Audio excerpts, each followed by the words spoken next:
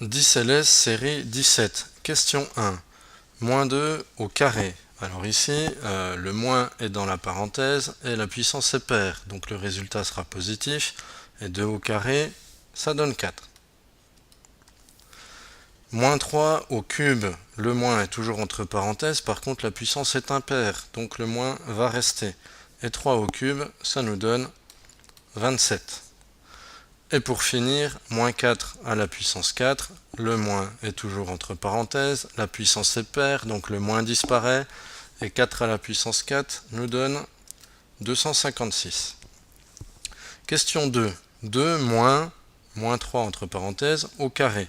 Donc toujours la même réflexion, le moins est entre parenthèses, mais comme la puissance est paire, le moins va disparaître. Donc on va avoir 12, par contre on garde le moins de la soustraction. Donc 12 moins, et puis 3 au carré, ça fait 9. La différence est donc égale à 3. Question 3. 36 divisé par 3 multiplié par 3.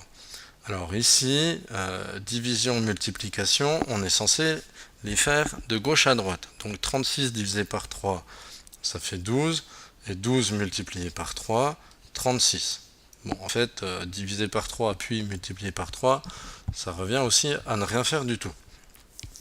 Quatrième question. Inférieur, supérieur ou égal? Alors, moins 5 par rapport à moins 4. Là, il faut faire attention, les deux sont des nombres négatifs, donc l'ordre est inversé par rapport à leurs homologues positifs. Donc, moins 5 est plus petit que moins 4. On peut aussi s'en assurer en voyant que sur un axe gradué, moins 5 serait à gauche de moins 4. 0,01 est plus grand que 0, ça paraît assez évident. Et ensuite, moins 0,2 est plus petit que moins 0,02. Alors, deux raisons. Déjà, pour faire la comparaison correctement, il vaut mieux rajouter le 0 inutile au bout. Donc pas si inutile que ça du coup. Et puis les deux sont négatifs, donc là encore, l'ordre est inversé.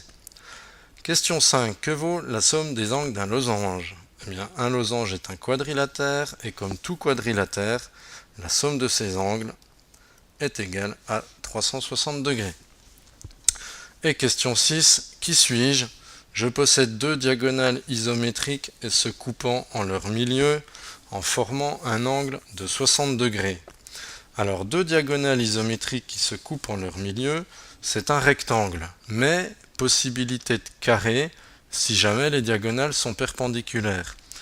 Possibilité exclue, puisqu'on précise que l'angle formé est de 60 degrés. Résultat, notre figure est bien un rectangle.